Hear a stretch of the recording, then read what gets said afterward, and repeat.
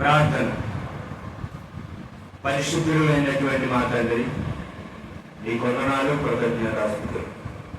గడిచిన దినములన్నీ నీ కృపా బాహుళ్యం చూపిన కాపాడి ఈరోజు 5వ వారం ప్రభా అక్టోబర్ నెల మీరు మమ్మల్ని ప్రేమించి బ్రతికించి సజీవులుగా ఉంచినందుకు కృతజ్ఞత స్తుతులు స్తోత్రములు. ఈరోజు నీ వాక్యంలో నుండి నీ ఆత్మ సహాయంతో నాతోనూ మాతోనూ తేటగా సూటిగా మాట్లాడి ప్రభు సహాయం చేయమని యేసు క్రీస్తు నామములో ఉంచున్నాను తండ్రి, ఆమేన్. దేవుని యొక్క వాక్యాన్ని చదువుకున్నాం. హెబ్రీయులకు రాసిన పత్రిక 13వ అధ్యాయము 4వ వచనం. దేవుని వాక్యం హెబ్రీయులకు రాసిన పత్రిక 4వ అధ్యాయం, హెబ్రీయులకు రాసిన పత్రిక 13వ అధ్యాయం 4వ వచనం. చదవండి దేవుని యొక్క వాక్యం. వివాహము అన్ని విషయముల్లో ఘనమైనదిగాను కానుకు నిష్కలమైనదిగాను ఉండవలెను. చాలు. వివాహం ఏంటిది? ఘనమైనది ఏమిటి? ఈరోజు వాక్యాంశం ఏంటంటే ఘనమైనది ఏంటి? ఘనమైనది ఏమిటి? జవాబు వివాహం. ఏంటండి వివాహం? ఎందుకు వివాహం అనేది ఘనమైంది అనే విషయాన్ని గురించి ఈరోజు మనం నేర్చుకోం. గడిచినటువంటి 21 సంవత్సరాలుగా దేవుడు మమ్మల్ని ప్రేమించి కాచి కాపాడు మా యొక్క వివాహ జీవితం ఈరోజు దేవుని కృపను బట్టి 21 సంవత్సరాలు నింపుతుంది. 2004వ సంవత్సరం 12వ తారీఖు 10వ నెలలో మరి దేవుని కృపను బట్టి నాకు వివాహం జరిగింది. ఈ రోజుకి 21 సంవత్సరాలు ప్రభు ప్రేమించి ముగ్గురు కుమార్తెలు ఇచ్చారు. ఈ జీవితంలో ఈ యొక్క 21 సంవత్సరాల వివాహ దాంపత్య జీవితం అనే ప్రయాణంలో ఎన్నో సమస్యలు, ఇరుకులు, ఇబ్బందులు, శోధనలు, ఎన్నో సూటిపోయి మాటలు, ఎన్నో అవమానాలు అయినప్పటికీ కూడా దేవుని కృప మమ్మలను ముందుకు నడిపిస్తాము. కనుక ఈరోజు ఈ తరంలో ఉన్నటువంటి వారికి ఈ యొక్క ఆధునిక సాంకేతిక పరిజ్ఞానం అభివృద్ధి చెందినటువంటి ఈ కాలంలో టెక్నాలజీ డెవలప్ అయినటువంటి ఈ దినాల్లో దేవుని యొక్క వాక్యం యొక్క విలువ,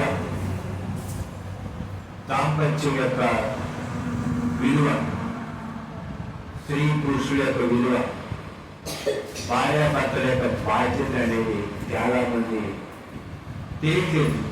చాలా మంది తెలియక వారు తమకున్నటువంటి బాధ్యతలు ఏం చేస్తున్నారంటే విస్మరిస్తున్నారు. పేరుకి ప్రభుని అంగీకరించాము అన్నట్టు ఉన్నారు, కానీ వారి యొక్క మనసులో దాని యొక్క విధానాలు అనేది కనిపించట్లేదు. కనుక ఈ యొక్క ఆదివారం ఆరాధన వర్తమానంలో వివాహం గురించినటువంటి ప్రాముఖ్యత, స్త్రీ పురుషుల యొక్క బాధ్యతలు, కుటుంబం, భార్యాభర్త అనే విషయాల గురించి వాక్యం కోణంలో మనం నేర్చుకుంటాం. వివాహం ఎందుకు ఘనమైందంటే దానిని ఏర్పాటు చేసినటువంటి దేవుడు ఘనమైనటువంటి వాడు. కనుక అది ఘనమైనది. వివాహం అంటే దేవుని యొక్క ఏర్పాటు, దేవుని యొక్క ఉద్దేశం, దేవుని యొక్క చిత్తం, దేవుని యొక్క ఆలోచన, దేవుడు ఏర్పరిచినటువంటి ఒక బంధం, దేవుడు ఏర్పరిచినటువంటి విలువలతో కూడినటువంటి ఒక జీవన విధానం. ఎక్కడో పుట్టి ఎక్కడో వారు పెరిగి వారి ఆలోచనలు, వారి యొక్క మనస్తత్వం, వారు పెరిగినటువంటి వాతావరణం వేరైనప్పటికీ కూడా వివాహం అనేటటువంటి బంధం ద్వారా ఐక్యపరచబడి ఒక చోట విడిగా ఉన్నటువంటి వారు నివసిస్తున్నటువంటి ఆ యొక్క పవిత్ర బంధాన్ని గురించి దేవుడు వారికి ఏం చెప్తారు? ఘనమైనటువంటి దేవుడు ఏర్పరిచినటువంటి వివాహాన్ని ఈ రోజుల్లో ఘనహీనంగా దొరుకుతున్నాం. విలువ లేదు వివాహ బంధాలు ఈ రోజు. దేవుని యొక్క ఉద్దేశం, దేవుని యొక్క ఆలోచన, దేవుని యొక్క చిత్రం, దేవుని ప్రణాళిక, దేవుని యొక్క ఏర్పాటు అది బాధ్యతతో కూడింది, విలువలతో కూడింది. చూద్దాం దేవుని యొక్క వాక్యం. చూడండి, దేవుని యొక్క వాక్యములో ఆదికాండము 2వ అధ్యాయం 18వ వచనం.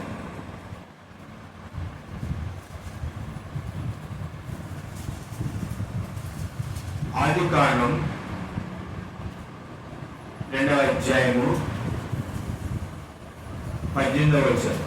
మరియు దేవుడైన యెహోవా నరుడు ఒంటరిగా ఉండుట మంచిది కాదు, వానికి సాటి అయిన సహాయం వాని కొరకు చేయదుమనుకు. దేవుడైన యెహోవా. చాలమ్మా.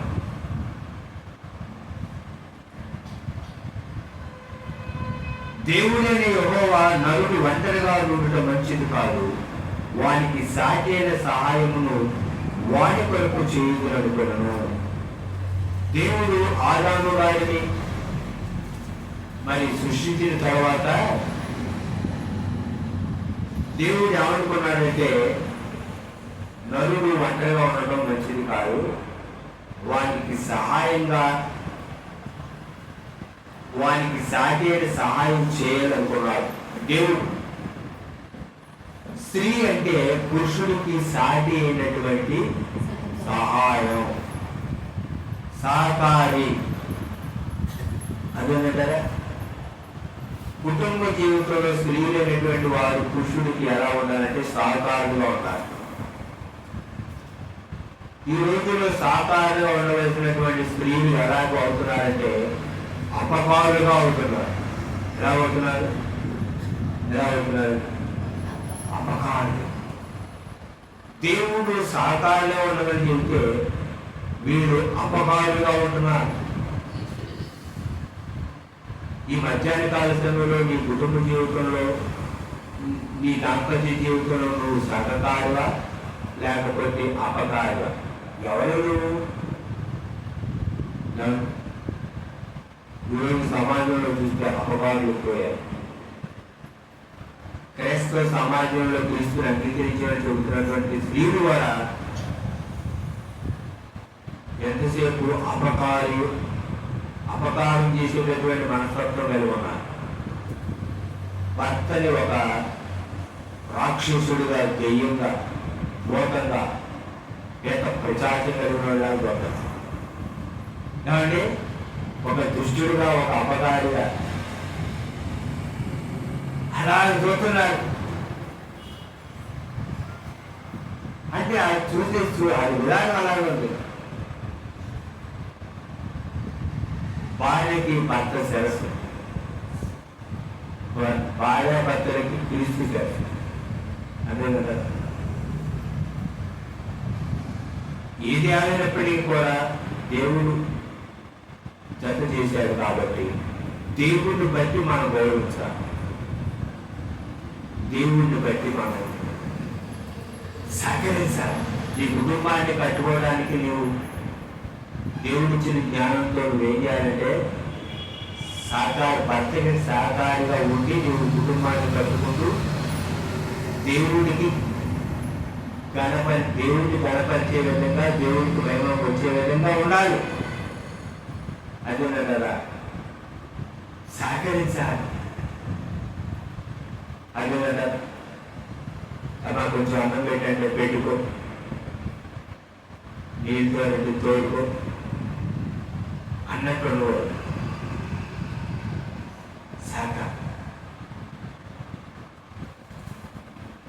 చూడండి, సహకరించేటటువంటి మనస్తత్వం స్త్రీలని వారికి ముఖ్యంగా ఉండాలి. ఎందుకంటే జ్ఞానవంతురాలు కానీ వెళ్ళిపట్టుడు అని దేవుడు చెప్పాడు కాబట్టి వాళ్ళ ప్రకారం అదేవిధంగా సహకరించేటటువంటి మనస్తత్వం కలిగి ఉండాలి. చూడండి, దేవుని వాక్యంలో చదవండి 24 వచ్చారు. 24 వచ్చారు. కాబట్టి పురుషుడు తన తండ్రిని తన తల్లిని విడిచి తన భార్యను హత్తుకొనును, వారు ఏక శరీరమై ఉందురు. చూసారా, చాలు. కాబట్టి పురుషుడు తన తండ్రిని తల్లిని విడిచి భార్యను హత్తుకొనును, వారు ఏక శరీరమై ఉందురు. ఇక్కడ దేవుని యొక్క వాక్యంలో దేవుడు చెప్పినట్టు శరీరాలు హత్తుకుంటనే కానీ మనస్సు ఏక శరీరంగా ఉండట. శరీరం అయితే దాంపత్య జీవితంలో వాళ్ళు హత్తుకొని ఉంటున్నారు, కానీ మనసు అనేది ఏక మనసు ఉన్నట్టు. ఎవరంట? ఏక మనసు. ఇలా చాటామని భర్త చెబితే భార్య ఇంకొక ఆలోచన. అందువల్ల భార్యాభర్తలో కుటుంబ జీవితంలో ఆలోచనలో ఏక మనసు లేదు. ఏక శరీరంగా పిలవబడుతున్న వాళ్ళకి ఏక మనసు లేదు. ఏనో చెబితే ఆమె చెబితే ఏనో. మరి ఇలా చేద్దామని చెప్పినప్పుడు దాన్ని అంగీకరించేటటువంటి మనసు లేదు. అదండి చాలా మంది ఏమంటారంటే, చూడండి కుటుంబాలు జరుగుతుందంటే తెలుసా, జ్ఞానికి ఏది విధంగా ఆయన మోటోడు వర్తపోడు జ్ఞానం లేదు ఆయన పిల్లలు చెప్పి పిల్లల్ని వెనకేసుకొచ్చి భర్తని కుటుంబంలో పిల్లల ముందు ఏం చేసినట్టు చులకని చేస్తారు. ఆయనకి ఏం తెలియదు, ఆయన మాటలు పట్టుకోవచ్చు. ఆయన పెరిగిన వాతావరణం అలాంటిది. ఆయనకి ఏం తెలియదు అని చెప్పే విధానం ఇది ఎలా ఉందంటే పరోక్షంగా మనసులు గాయపరిచే విధానం. అంటే దీన్ని అర్థం చేసుకునే విధానం లేదు. చూడండి ఈ జనాల్లో అంటే ఒక దైవసేవకుడిగా నేను వాస్తవాన్ని చెప్పాలి. చాలా మంది పెళ్లి రోజులు చూడడం, స్టేటస్ పెట్టుకోవడం, వాట్సాప్లో ఫోటోలు పెట్టుకోవడం, ఫేస్బుక్లో ఫోటోలు పెట్టుకోవడం, ఈ బిర్యానీ చేసుకోవడం, టేబుల్ కట్ చేసుకోవడం అంతా ఉంటుంది బాగానే. కానీ మనసులో భార్యాభర్తలు ఒకరినొకరు అర్థం చేసుకునేటటువంటి మనసు. ఎన్ని పెళ్లి రోజులు చేసుకుంటే ఏం సుఖం, ఎన్ని టేబుల్ కొనుక్కుంటే ఏం సుఖం, ఎన్ని స్టేటస్లు పెట్టుకుంటే ఏం సుఖం, ఎన్ని ఫేస్బుక్లో ఫోటోలు పెట్టుకుంటే ఏం సుఖం. అంటే అర్థం చేసుకునే మనసు అనేది లేదు.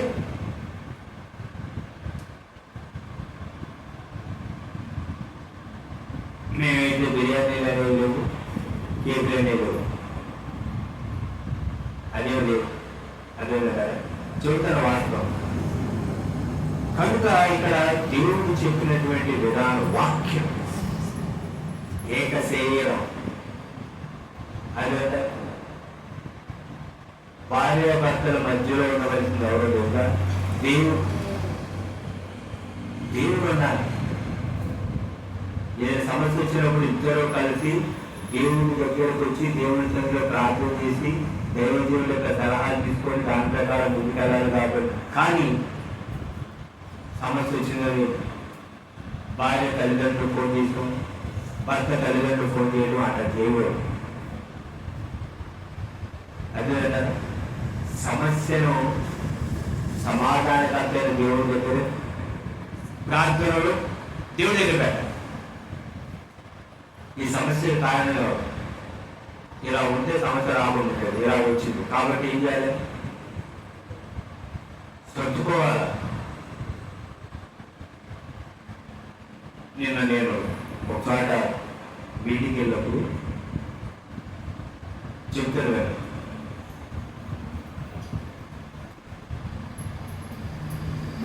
మాట్లాడుతూ ఉంటే ఒక దేవస్థాయకుడు సాంబార్ తీసుకురండి, కొంచెం సాంబార్ పోయినా సరే ఇంకొక రోజు సాంబార్ తీసుకొచ్చి పోసాను. సాంబార్ కొట్టుకొని తీసుకొచ్చాను ప్లేట్. నేను పైపు తేడా పోసుకురమ్మంటే నువ్వు అరుగున పప్పు కూడా కలుపుకొని తీసుకొచ్చి పోసి అంటాడు. నా పక్కనే ఉండాలి అర్థమైందంటారు. నేను అనుకోదా నా మనసులో ఉందేమో ఆలోచన ఎక్కడ వచ్చేసింది. ఆయన వృద్ధుడు నైవేద్యుడు వెంటనే నా అంతరంలో అనుకుంటా వచ్చేసింది బయటికి. ఉదయం నేను దాన్ని బట్టి రోడ్డు మాట్లాడు అన్నట్టు నేను వెంటనే అన్నాను, సర్దుకుపోతే సంసారం చేయడం, సర్దుకుపోతే సేవ కూడా చేయడం. సర్దుకుంటే సంసారం చేస్తాం, సర్దుకుపోతేనే సేవ కూడా చేయడం. ఎందుకంటే ఎప్పుడు మనం కోరినట్టు ఆహారం పరిచయం.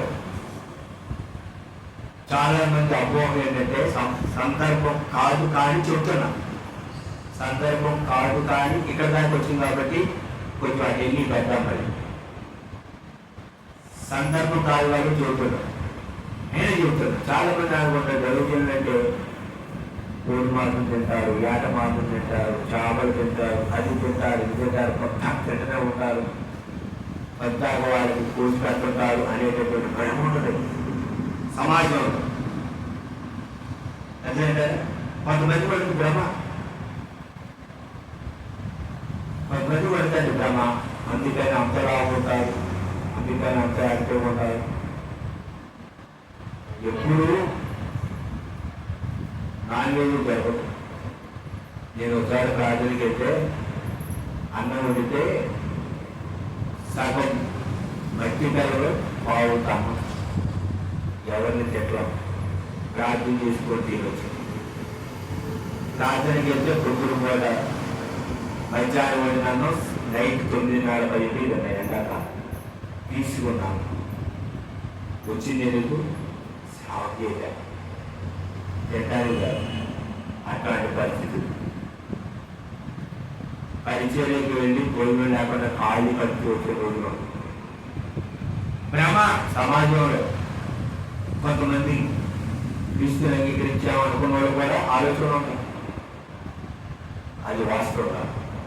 అదేనంటే చూద్దాం దేవుడి వాక్యం పరిశుద్ధ గ్రంథంలో మత్తయి సువార్త 12:3. చూడండి, మత్తయి సువార్త 12:3.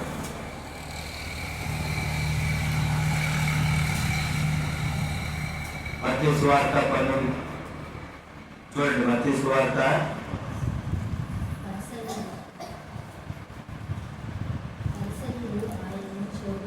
మత్తయి సువార్త ఎన్నో అధ్యాయం చెప్పింది.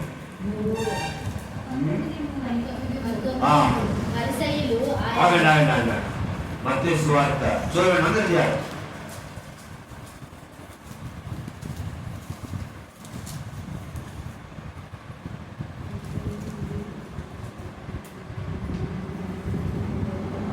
చూద్దాం దేవుని వాక్యం. మత్తయి సువార్త 12:3.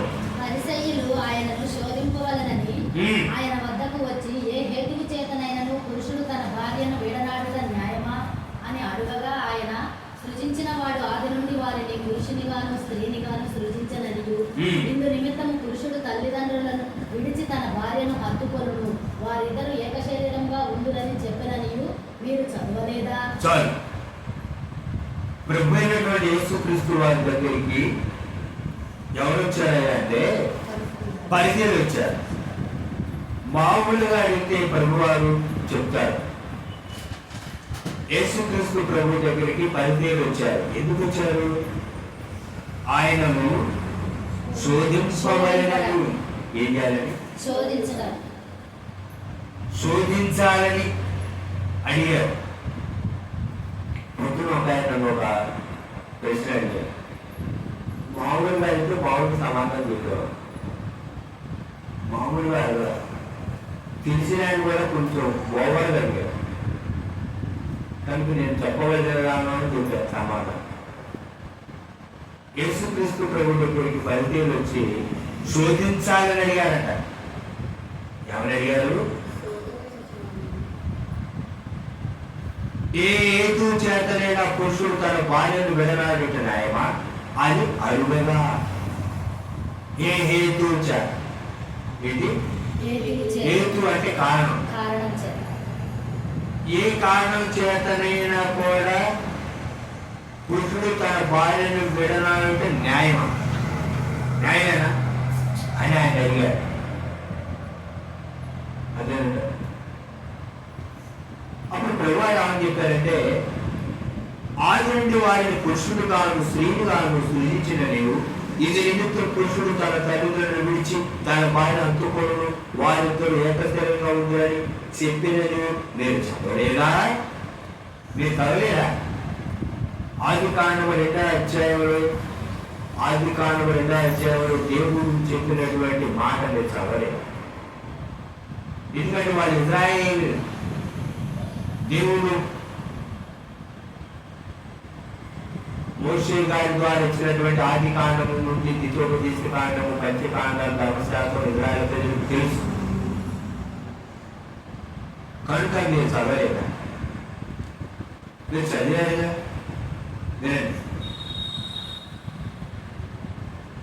కాబట్టి వారిద్దరూ ఇద్దరు కాక ఏకశరీరంగా ఉన్నారు కనుక దేవుడు జతపరిచిన వారిని మనుషుడు వేరుపరచకూడదని చెప్పాను.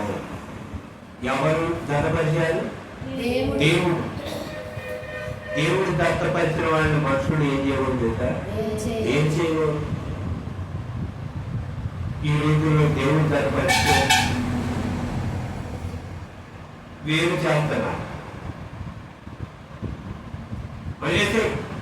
వచ్చేది మేము చూసుకుంటాం. నీకేం తక్కువ? నువ్వు బతకలేవా? నీకు టాలెంట్ లేదా? నీకు సంపాదించలేవా? ఈరోజు స్త్రీలు అన్ని రంగాల్లో తమ యొక్క టాలెంట్ను ప్రతిభను చూపిస్తున్నారు, చదువుకుంటున్నారు, ఉద్యోగాలు చేస్తున్నారు. మంచిది, చదవాలి, ఉద్యోగాలు చేయాలి. కుటుంబంలో భర్తతో పాటు భార్య కూడా సంపాదించి కుటుంబాన్ని పోషించాలి. భార్యాభర్తలు ఇద్దరు కష్టపడితేనే కుటుంబం గడవనటువంటి స్థితి. అంత మాత్రాన చిన్నదానికి పెద్దదానికి తగాదాలపడి వచ్చేసే మేము చూసుకోండి, మేము పోషిస్తాం, మేము ఎంతకాలం పోషిస్తాం, ఎంతకాలం ఉంటావా? పూర్ణ పోవా, ఏమిటి పోవా, తర్వాత ఏడు పరిస్థితి పంతాలు పట్టింపులు ఇంకెంత కాలం, పోయేటి ప్రాణాన్ని ఆపేద సాధ్యం, ప్రేమ కలిగి జీవిస్తే పరలోక విసాధ్యం. భక్తాలు పట్టింపులు ఎంతకాలం, పోయేటి ప్రాణాన్ని ఆపటం సాధ్యమా? ప్రేమ కలిగి జీవిస్తే పరలోకం సాధ్యం. దేవుడు వచ్చిగా రాశారు. పంతాలు పట్టింపులు ఇంకెంతకాలం, పోయేటి ప్రాణాన్ని ఆపేది సాధ్యం, ప్రేమ కలిగి జీవిస్తే పరలోకం సాధ్యం. ఒంటరి అయిపోతారు, భార్య భర్త మానసికమైనటువంటి వేదనలు, పంతాలకి పట్టింపులకి పోయి నేను రాను, నేను ఇక్కడే ఉంటా, నీకేం తక్కువ, నువ్వు బతలేవా? తల్లిదండ్రులైన భర్త తరపు తల్లిదండ్రులైన భార్య తరపు తల్లిదండ్రులైన సరే ముసుగొలుపుతారు, ఎగాస్తారు. వాళ్ళు బాగానే ముందుకుంటారు, మంచిగా వాళ్ళు ప్రశాంతమైన జీవితాన్ని వెళ్తూ ప్రశాంతంగా ఉంటారు. మీరే అంతరంగంలో వేదన, బాధ, మానసికమైనటువంటి ఇబ్బందులు. అదేనా? దేవుని వాక్యానికి లోబడాలి, దేవుని వాక్యానికి లోబడాలి. చూడండి, అప్పుడు అందుకు వారు అలాగైతే పరిత్యాగ పత్రికనిచ్చి ఆమెను విడనాడు అని మోషే ఎందుకు ఆజ్ఞాపించడని వారు ఆయన మీ హృదయ కాఠిన్యులను బట్టి మీ భార్యను విడనాడ మోషే సెలవిచ్చారు, కానీ ఆది నుండి అలా జరగలేదు. ఆది నుండి అలా లేదు. పెళ్లి చేసుకున్న వాళ్ళందరూ విడిపోతే ప్రపంచం ఎలా ఉంటుందండి? పూర్వం పెళ్లి చేసుకున్న వాళ్ళ కుటుంబాల్లో ఈ భేదాలు రాలేదా, అనాదాలు రాలేదా, బాధ రాలేదా, ఉప్పు రాలేదా, ఇబ్బంది రాలేదా, సమస్య రాలేదా, శోధం రాలేదా? అయినా వాళ్ళు కలిసినట్టు ఉండలేదా? కలిసినట్టు జీవించలేదా? కొడుకులు పెళ్లి చేయలేదా, కూతురు పెళ్లి చేయలేదా, కాన్పు చేయలేదా, అన్నప్రశ్న చేయలేదా, బాధలు చేయలేదా, పట్టించుకోలేదా? ఇప్పుడు ఉన్నటువంటి స్త్రీలకి ఓర్పులు, సహనములు, ఓర్పు లేదు. కుటుంబాన్ని కట్టుకోవాలని జ్ఞానం లేదు, వివేకం లేదు. అదేంటే పెళ్ళంటే ఒక తమాషా, పెళ్ళంటే ఒక ఆచారం, పెళ్ళంటే ఒక అలవాటు, పెళ్ళంటే ఒక పార్టీలాగా అయిపోయింది. అదేంటే అలా ఉంటుంది ఇప్పుడు సమాజంలో, క్రైస్తవ సమాజంలో కూడా. దేవుడు చెప్పాడు కదా, మోషే గారు ధర్మశాస్త్రంలో ద్వితీయోపదేశకాండ 24వ అధ్యాయంలో మరి ప్రత్యేక విడాకులు అని చెప్పాడుగా. దాని గురించి నువ్వేమంటావని యేసుక్రీస్తు ప్రభువుని పరిచయం శోధించారు. అప్పుడు యేసుక్రీస్తు ప్రభు చెప్పినటువంటి సమాధానం చూడండి, 9వ వచనం. మరియు వ్యభిచారం నిమిత్తమే తప్ప తన భార్యను విడనాడి మరి ఒకతను పెళ్లి చేసుకొని వాడు వ్యభిచారం చేయుచున్నాడనియు, విడనాడబడని దానిని పెళ్లి చేసుకొని వాడు వ్యభిచారం చేయుచున్నాడనియు మీతో చెప్పుచున్నానని వారితో అనెను. చూసారండి, యేసుక్రీస్తు ప్రభు భార్య భర్తల దాంపత్య జీవితంలో ఒక బలమైనటువంటి కారణాన్ని ఎత్తి చూపుతున్నాడు. ఇది రీజన్. భర్త భార్యను కానీ, భార్యను భర్తను కానీ విడిచి పెట్టాలి అంటే బలమైనటువంటి రీజన్ ఏంటో తెలుసా? ఆమె నిన్ను కాక పరాయి పురుషుడికి ఆమె యొక్క శరీరం అప్పగిస్తే నువ్వు విడిచిపెట్ట. నిన్ను కాక పరాయి స్త్రీని నీ భర్త ఆయన యొక్క శరీరాన్ని అప్పగిస్తే విడిచిపెట్ట. ఇది రీజన్, ఇది కారణం. అన్నం ఉండేదని, కూర ఉండదని, అంటుగా ఉండదని, బట్టలు ఉండదని, అటువేనా? అదేనా? ఇది కాదు కారణం, ఇది కాదు కారణం. ఈ దినాల్లో కారణం నాకు దగ్గర లేదు. ఇది కారణాలు, ఓ కారణాలు, ఎన్ని కారణాలు చెప్తారో ఇప్పుడు. కుటుంబంలో ఉన్నటువంటి దాన్ని పంచాయతీలో చూస్తున్నాను. నీ భర్తను నలుగురులో నువ్వు అవమానపరిచి నలుగురు పాలు చేస్తే దాని ద్వారా నీకే ఇబ్బంది. నేను పెద్ద ఘనకార్యం చేశాను, నేను కొంత సాధించాలని ఫీల్ అయితే ఎవరికి ఇబ్బంది? తాను అంతరంగాన్ని అర్థం చేసుకోవాలనే స్థితి నువ్వు కలిగినప్పుడు నువ్వు ఏనాడో తన మనసులో చనిపోయినా, ఈనాడు నువ్వు తన మనసులో చనిపోయినా, భార్య కానీ భర్త కానీ. అదే అదే అంటే లేదు ప్రేమ. అలా ఉంది ప్రతి వచ్చిన దాంట్లో సర్దుకుపోయి ఉన్న దాంట్లో చడి చెప్పుడు కాకుండా గుంపు రెట్టి చేయకుండా సంసారం. ఇంకొన్ని బంగారు, కొబ్బరి నూనె, ఉల్లిపాయలు, దాని నూనెలు అవి టప టప టప అంటూ సెపరేట్ చేయకూడదు. దేవుని తల్లి కూడా ప్రార్థించాలి. జరుగుతుంది, నేను చూస్తున్నా, గమనిస్తున్నా. ఆయా ప్రాంతాలు వెళ్ళినప్పుడు, గోవింద వాక్యం ప్రారంభమైనప్పుడు సమాజంలో గమనిస్తున్నా, చూస్తున్నా నేను. అంతే ఇక పల్లెటూరులో ఉన్నటువంటి పరిస్థితులు అయితే చెప్పే పని. కొంతమంది భాష మాట్లాడే భాష మౌనం అదేనండి కదా.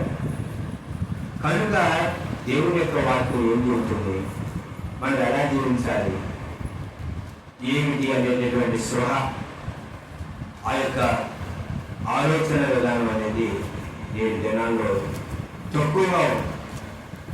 అదేమిటా కొంతమంది డైలాగ్ పెడతారు. ఎవరు డైలాగ్ పెడతారు? మామూలు భాషను కొడుతారు. చాలా దేవుని కానించాట. ఏంటి? చాలా దేవుడు చాలా అటువంటి ఏంటి? చాలా దేవుడు కానించి అంటే పెళ్ళేని కానించి, అది చాలా లేకుండా తెలుసు మీకు. అది అయ్యగారికి ఏం తెలియదు అనుకోవాలి, దేవుడు నేర్పుతారు.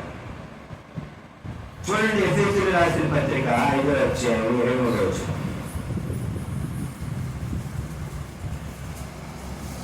ఎఫెసీయులకు రాసిన పత్రిక 5వ అధ్యాయం 22వ వచనం. పౌలు గారు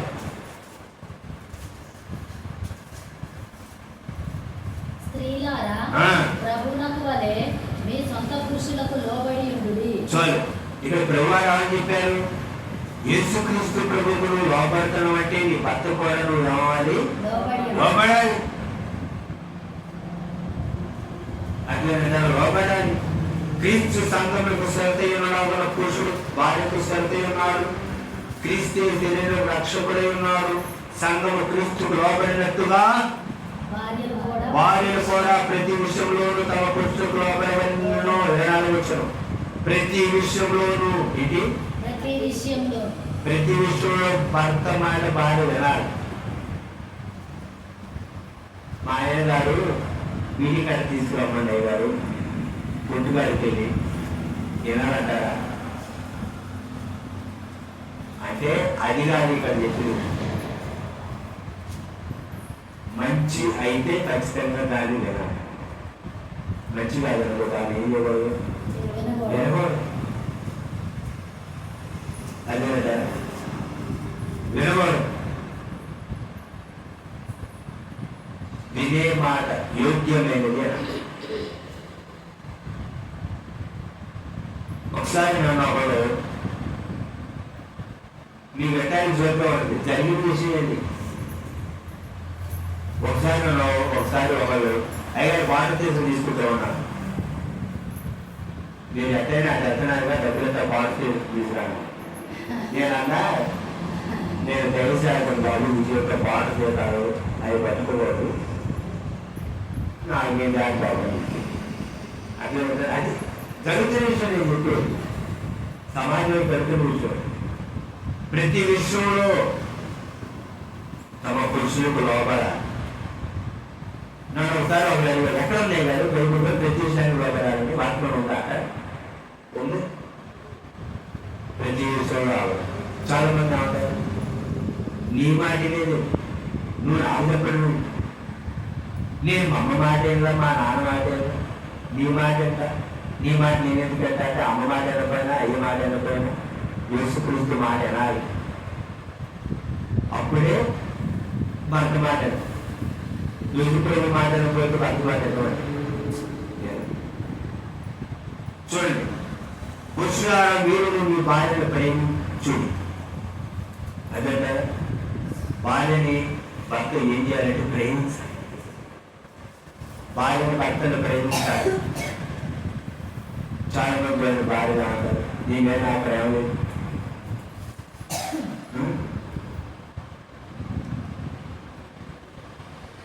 ప్రేమ అంటే వస్తువుని బట్టి కాదు. అదే ప్రేమ అంటే ఇచ్చి పుచ్చుకునేది. నీ మీద నాకు ప్రేమ లేదు, నా మీద నీకు ప్రేమ లేదు. ప్రేమ అంటే ఈ బాడికి నాకు అదేంటారా మళ్ళీ బాగా గోల్ చేంజ్ చూపించేవారు. అంటారా ప్రేమలు మనకు వచ్చే సంపాదన మన పరిస్థితి లేదు అని మనకి ఒక ఆలోచన అవసరం కూడా. వచ్చే సంపాదన అంతా దాని మీద పెంచింది మనం అంటారు. ఇదేమంటుంది రోడ్డు మీద ఉండే ప్రతిదీ కొనవరు. అవసరం, అత్యవసరం, అనవసరం. అదే మీకు ఏంటండి? అత్యవసరం, అనవసరం, అవసరం. ఈ మూడు గుర్తుపెట్టుకోవాలి. ముఖ్యంగా స్త్రీలు ఏది అత్యవసరం, ఏది అవసరం, ఏది అనవసరం. దాని రోడ్డు మీద పెద్దది కదా, పెద్దది వాళ్ళు అనుకోండి, దేవుని తీసేవాళ్ళు. అయినా మాట విషయం చూడండి. ప్రేమించాలి, ప్రేమ. అటువంటి క్రీస్తు కూడా సంఘంలో ప్రేమించి, సంఘాన్ని క్రీస్తు ప్రేమించాడు. భర్త భార్య ఏం చేయాలి? ప్రేమించాలి. ప్రేమించాలి. భర్త భార్యను ప్రేమించాలి, భార్య భర్తను అర్థం చేసుకోవాలి. అదేంటి వివాహం. దేవుడు ఆడవచ్చు. యేసుక్రీస్తు ప్రభువాన్ని నేను ప్రేమించాడు. మరి నువ్వు యేసుక్రీస్తు ప్రభువాన్ని ప్రేమించాలి అంటే యేసుక్రీస్తు ప్రభువు నువ్వు ఏం చేయాలి? లోపల. అదే కదా సంఘం. అది కళంకమైన మొదటైన అతిథి మరి ఏదేమి లేక పరిశుద్ధంగాను, నిర్దోషంగాను, మహిమగల సంఘంగాను ఆయన తన నిలబెట్టుకున్నని వాక్యముతో మొదటి స్నానం చేత దాన్ని పవిత్రపరిచి పరిశుద్ధపరచడమై దాని కొరకు తను తాను అప్పగించుకును. అటు వలనే పురుషులు కూడా తమ సొంత శరీరం వలె తమ భార్యను ప్రేమపడుతూ ఉన్నారు. తన భార్యను ప్రేమించేవారు తను ప్రేమించుకొనిచున్నారు. తన శరీరం ద్వేషించేవారు ఎవరనూ లేడు. అలాగే క్రీస్తు కూడా సంఘంలో పోషించి సంరక్షించుతున్నాడు. 33వ వచనం. మెట్టుకు మీలో ప్రతి పురుషుడు తనను వలె తన భార్యను ప్రేమించగలను. భార్య అయితే తన భర్త యందు భయం కలిగి ఉన్నట్లు చూసుకోవాలి. భార్య అయితే భర్త యందు ఏం కలిగి ఉన్నట్టు చూసుకోవాలి? భయం. భర్తకు భయపడే భార్య ఎంతమంది ఈ రోజుల్లో క్రైస్తవ సమాజంలో ఎంతమంది అండి? జ్ఞానంతో స్త్రీ కుటుంబాన్ని కట్టుకోవాలి.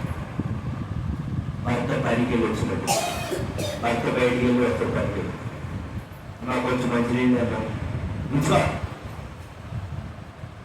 అని అనగలరు. అర్థం చేసుకోవాలి. లేదంటే బయట కుటుంబాలతో పోల్చుకోవాలి. అదేనా వాళ్ళు కూడా సంపాదిస్తున్నారు, నువ్వేం సంపాదిస్తున్నావు, నువ్వు సంపాదించే పోరకూడదు అట్లా అనవారు. భవిష్యత్తులో వివాహం తీసుకునేటటువంటి వాళ్ళు గుణవంతులు చేసుకోవాలి. ముందు పురుషుడికి ఏముండాలి చెప్తే గుణం ఉండాలి. ఏముండాలి? గుణవంతులై ఉండాలి. గుణవంతులై ఉండాలి, పనివంతులై ఉండాలి. సోమరులు ఉండకూడదు. అయ్యా నైవేద్యా పనికి వెళ్ళాలి అంటే నిజయ్యా 7 లెగుతా అని ముందు నాటితో పెట్టి ఇంకో పనికి పోతాను. అదేనండి సోమరు స్త్రీని వాడు సామాధానం ఉండేవాడు. సామెతల గ్రంథం దేవుడు వాక్యం చూడండి. సామెతల గ్రంథం ముగిస్తాను. సామెతల గ్రంథంలో సామెతల గ్రంథం 30 చూడండి. 15వ వచనం 31-15. ఆమె చీకటితోనే లేచి తన ఇంటికారికి భోజనం సిద్ధపరచును, తన పనికత్తెలకు భర్తను ఏర్పరచును. చాలు. ఆమె ఎప్పుడు ఏంటంటే ఆమె చీకటితోనే లేచి తన ఇంటి వారికి భోజనం సిద్ధపరచును. ఎప్పుడు ఏంటంటే కుటుంబంలో ఉన్నటువంటి ఎప్పుడు చీకటితో లేచిందంట. కానీ ఈ రోజులు ఎప్పుడు చెప్తారు కదా, ఈ రోజు ఎప్పుడు చెప్తున్నారు? 9 చెప్తున్నారు. ఆమె పెందలకాడనే లేచి ఆమె చీకటితోనే లేచి తన ఇంటి వారిని భోజనపరచును. ఒకరిపైన నిలిచిందంట. ఇప్పుడు 8:30-9 చెప్తున్నాను. అమ్మా అదే కదా అమ్మా టైం అవుతుంది కదా అన్నం వద్దామా ఫోన్ చేయమ్మా 9 వేసిద్దాం. ఆ 9 వేసి చెప్తానంటే గతుకుపోవాలి. ఆయన అడావిడిగా రాత్రి అన్న కొద్ది పెట్టుకొని వారికి గారు మొక్కలు పాపలు వేసుకొని పోవాలి. ఏమో పరిశ్రమ 9 వేసి మంగళ టిఫిన్ చేసి కానీ అక్షరాక్షం బాగా తీసుకుంటాం. ఆనాటి కాలంలో ఉన్నటువంటి దేవుడు ఇచ్చినటువంటి వాక్యాన్ని ఈనాటి కాలంలో ఉన్న పరిస్థితులకి పోల్చి చెప్పాలి. అదే కదా పోల్చాలి. అది సవరించుకోవడం. దేవుడు మనల్ని ప్రేమించాడు. ఆయన వరుడుగా రావాలి. నీవు నేను ఎవరు? వధువు. మనల్ని ప్రేమించాడు ప్రభు. మనం వధువు సంఘం. వధువు సంఘంగా ఉన్న మనం ఎలా ఉండాలి? వధువు సంఘంగా పెళ్లి కుమార్తె సంఘంగా ఉన్న మనం ఎలా ఉండాలి? ముడత, మత్స, దారు, కళంకం, పుచ్చు మరి ఏదైనా ఉండకూడదంట. అదే కదా ఏదైనా ఉండకూడదు. మనలో ఏముండదు, ఏదైనా ఉండకూడదు. కానీ మనలో ఏముంది? అన్నీ ఉన్నాయి. ఏముండకూడదు అన్నీ ఉన్నాయి. ఇప్పుడు మీరు కూరగాయలు చూసుకున్నారు అనుకోండి. కూరగాయలు చూసుకునేటప్పుడు ఏం చేస్తారు? ఏడతారు. మామూలు ఆడరు. పుచ్చులు, సచ్చులు, మొదలు అన్నీ ఆడతారు. శుభ్రం ఏలే ఇట్లాంటి కూరగాయలు కూర్చొని ఎంత కూరగాయలు తెచ్చి ఈరోజు అమ్ముతారా? మంచి కూరగాయలు అమ్మకుండా ఇది కూడా ఎత్తలేదు కదా అంటారట. బెదిరిస్తారా? అమ్మ ఏడవకమాట, ఏం వెళ్ళవమ్మా, ఏడబంటాయా కూర తీసుకోగా అంత క్రియేటింగ్ చేసి అప్పుడు మంచిగా తీసుకుంటున్నాం. అంతేనే కదా. కొంచెం తప్పుడే చెప్తానమ్మా, ఇది తీసుకోమని మాకేం తప్పుడే చెప్పి మేము చెప్పాం అంటాం. అన్నా మనకేమో మంచి కావాలి, మనమేమో మంచిగా ఉన్నాం. చూడండి, మనకన్నీ మంచి కావాలి. కానీ మనమేమో మనం చూస్తున్నప్పుడు కూరగాయల్ని గ్రేడింగ్ చేసి ఏడులోనే చూసుకుంటాం. దేవుడు మనం చూస్తున్నప్పుడు కళంక, మత్స, ముడత, దారు, పుచ్చు ఎన్నో మనం అవన్నీ మనం చూసుకోవాలి. తీసేసి పరిశుద్ధంగా, మహిమ కలిగిందా, నిర్దోషిగా దేవుడు ముందు నిర్దోషిగా ఉండాలి. నేను ఒకసారి మామూలుగా అన్నాను, నువ్వు పర్లేదు పోవాలి నాకు నువ్వు పోతాయి పెద్ద పట్టుకోలేదు పర్లేదు.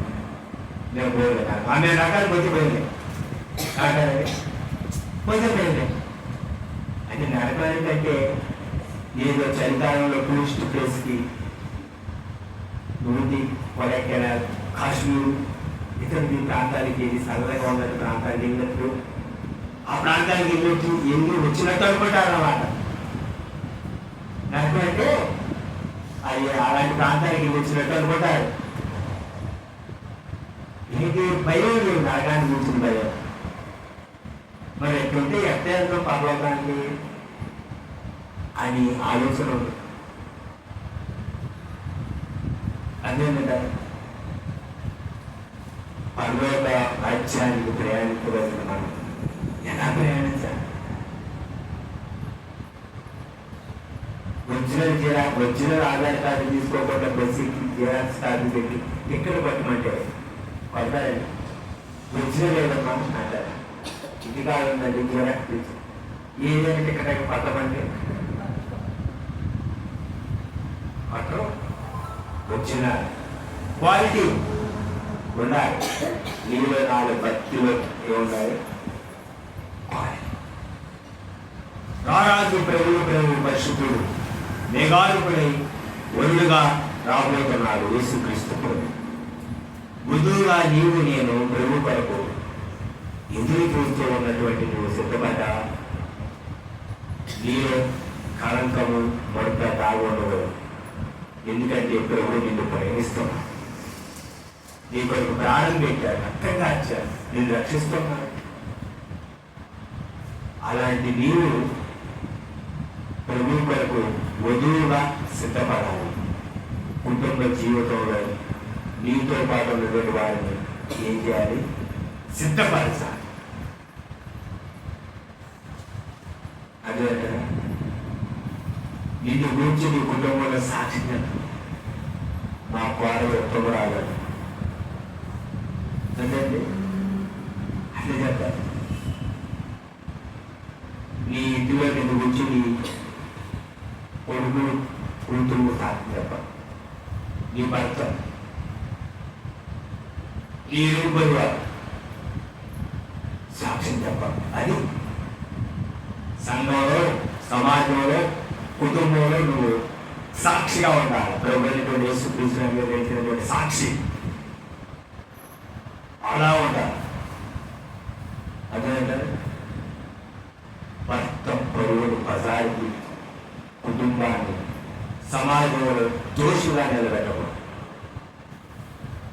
రేపు ప్రభు దగ్గర ఎలా లెక్క చెబుతున్నాం? అలా ఉండకూడదు.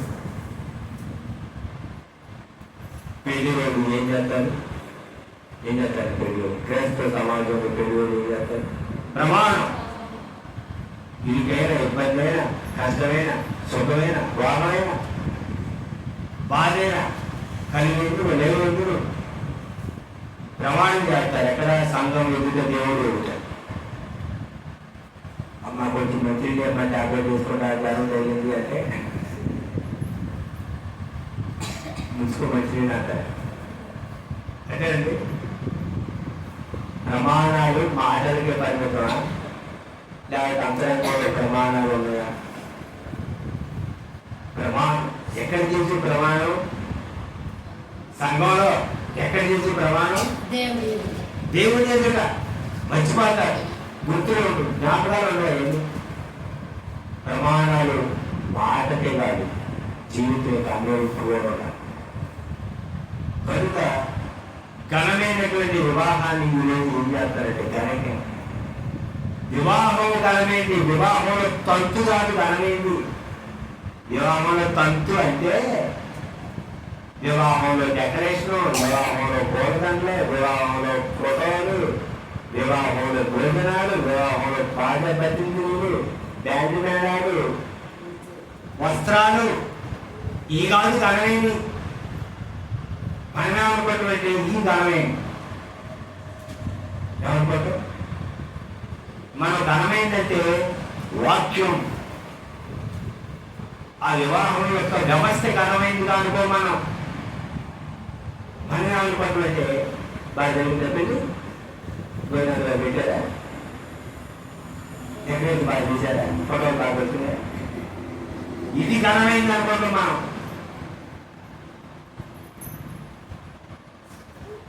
వస్త్రాలు మంచిగా వేసుకున్నాం. మనం అనుకునేది ఏంటి? మనం ఇద్దరు కూడా వివాహంలో ఉన్నటువంటి తంతు, ఇదంతా తంతు అంటారు. ఇది కాదు ఘనమైంది. ఎవరి సామర్థ్యం తగ్గట్టు వారి వివాహం చేసుకుంటారు. ఇది కాదు ఘనమైంది. అదేనంటారా? వాళ్ళ పెళ్లిలో ఖచ్చితంగా పెట్టి పెట్టారంటే మా పెళ్లిలో గట్టిగా పెట్టి పెట్టారు. వాళ్ళ పెళ్లిలో చికెన్ బిర్యానీ పెట్టారంటే మా పెళ్లిలో మటన్ బిర్యానీ పెట్టారు. ఇది కాదు ఘనమైంది. వాళ్ళ పెళ్లిలో పెద్ద టెంట్ చేసి డెకరేషన్ చేశారట. వాళ్ళ పెళ్లికి ఎక్కువ డెకరేషన్ చేయాలి. అప్పుడు బాగా ఇది కాదు ఘనమైందంటే ఇది కాదు. నేను చెప్పేది వాస్తవం, మీకు అర్థం కావట్లేదు. నేను చెప్పేది ఏదో వాస్తవం అండి. ఘనమైంది ఏమిటి? వాక్యం, వివాహం వ్యవస్థ, దేవుడు ఘనమైన వాడు. ఇది కాదు ఘనమైంది. ఈ వివాహం యొక్క తంతు కాదు ఘనమైంది. నా పెళ్లి రోజు నా పెళ్ళప్పుడు ఒకే ప్యాంట్స్ వస్తాను, ఒకటే. అదే కదా, నేను పెళ్లికి మందిరానికి సైకిల్, అదే కదా. అంబు లేవు, ఆర్భాటం లేవు, ఏమి లేవు. పాటలు దేవుడు వాళ్ళు కోరగారు.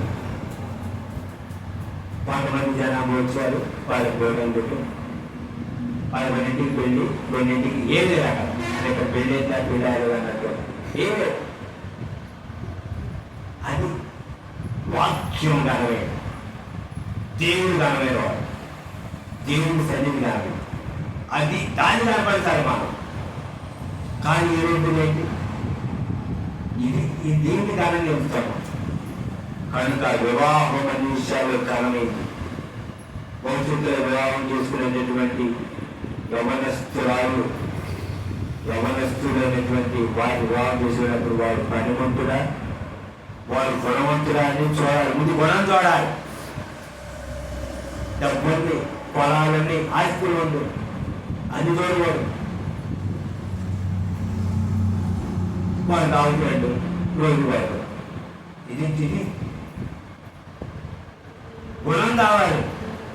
గుణం ఉంటే పచ్చడి మెతుకులు వేసుకొనైనా, టమాటా పచ్చడి చేసుకొనైనా అన్నం వండుకొని తినవచ్చు ప్రేమతో. అదే దాని గుణం ద్వారా పనిమంతులు ద్వారా. భవిష్యత్తులో పురుషులు జనాన్ని పెళ్లి చేసుకునేటప్పుడు గుణం ద్వారా ఏం చేయాలి? గుణం పనివంతురాలు ద్వారా. మా అమ్మాయికి ఏం పదార్థండి, మేము మా అమ్మాయిని శుభమానంగా కూర్చోం. మా అమ్మాయికి అంటుకోవడం రాదు, బట్టకోవడం రాదు, ఇల్లు రాదు, అంటుకోవడం రాదు, అన్నం వండడం రాదు, కోరికలు రాదు, బట్టకోవడం రాదు, ఏది రాదు మా అమ్మాయి. అలా నుంచి నేను మా అమ్మాయి ఇది రేపు అత్తగారికి లేచేసింది. అమ్మాయి కూర్చొని ఉండదు, అత్తగారు ఉంటే అన్నీ పెడతారు. నేర్చుకోవద్దా పని? రోజు వాటిలో నేర్చుకోవడాలి. కొంతకాలానికి హాస్పిటల్ని బిల్లు పెట్టి జీవితం సర్వంలో పెరుగుతారు. నేర్పించాలి, అందుకంట నేర్పించాలండి. రేపు అత్తగారింటికి వెళ్తే ఆడవారిని తల్లిని అంటారు, ఏమ్మా మీ నాన్న అన్నమాట నేర్పలేదా అని ఎవరినంటారు? ఏమ్మా అన్నమ్మ అన్నమాట నేర్పలేదా, నమ్మ అంటుగా నేర్పలేదా, బట్టలు నేర్పలేదా, ఏం నేర్పలేదు నమ్మ, మా అమ్మ ఏమో నేర్పలేదు. రేపు పిల్లల్ని అంటారు, తల్లిదండ్రులు అంటారు, తల్లిని అంటారు, ఏం నేర్పలేదు అన్నమాట కల్పించేనా నేర్పించాలి. అదే అంటారు, ఇక్కడ నేర్చుకో. పుట్టిల్లు అత్తగారింటికి వెళ్ళడానికి ఇక్కడ ఏదో తెలిసేది ట్రైనింగ్ సెంటర్.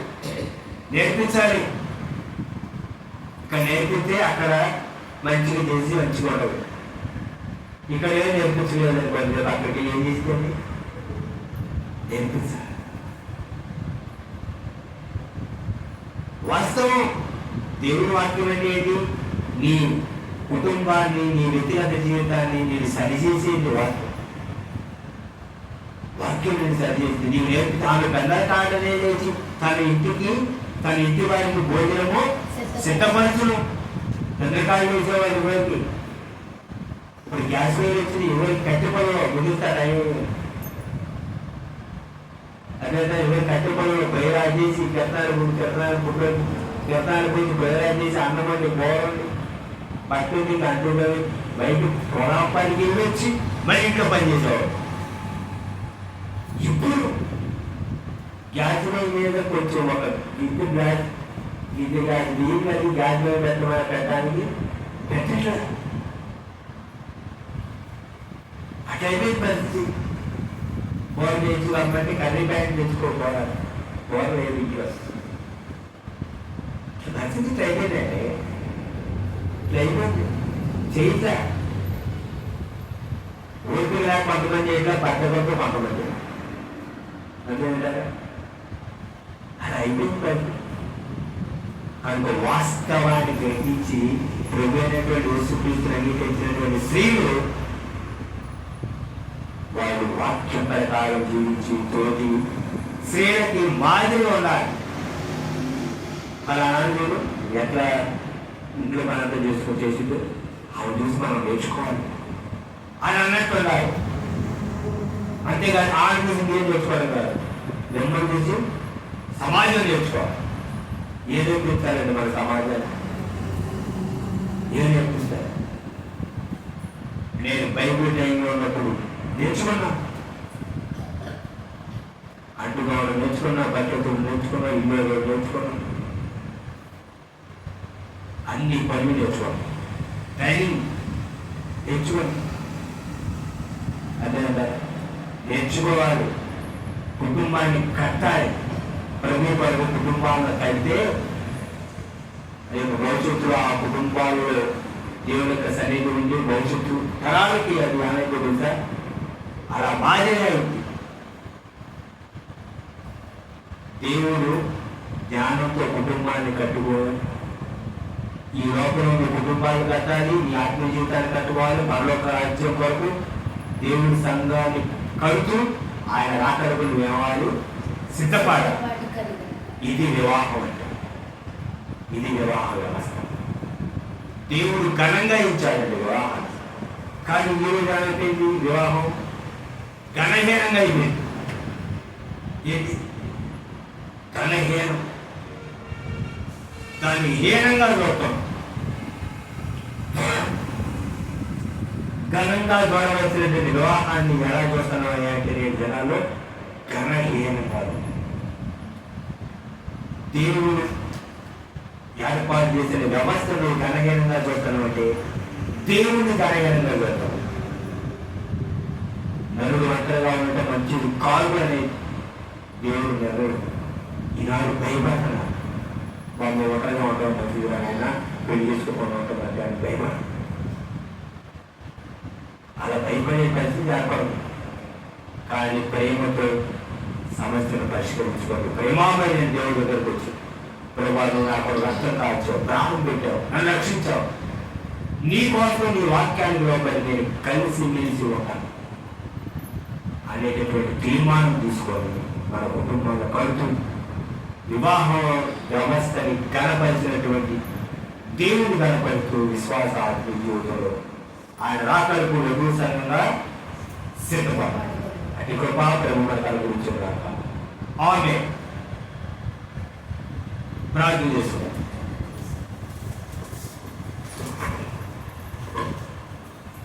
దేవుని వాక్యం వినండి, ఆత్మీయంగా బలపడండి. కొన్ని విషయాలు మీ అంతరంగాన్ని బాధించినా కూడా అది వాస్తవమైనటువంటి సత్యాన్ని గ్రహించి మిమ్మల్ని మీరు సరి చేసుకొని దేవుని కొరకు ఆయన రాకడకు సిద్ధపడి దేవుని కొరకు జీవించారు. అటు కృపా ప్రభు మనకు కలిగించిన కాక మా యొక్క మోస్ట్ అయితే ఛానల్ లైక్ చేయండి, వాక్యాన్ని షేర్ చేయండి, సబ్స్క్రైబ్ చేసుకోండి.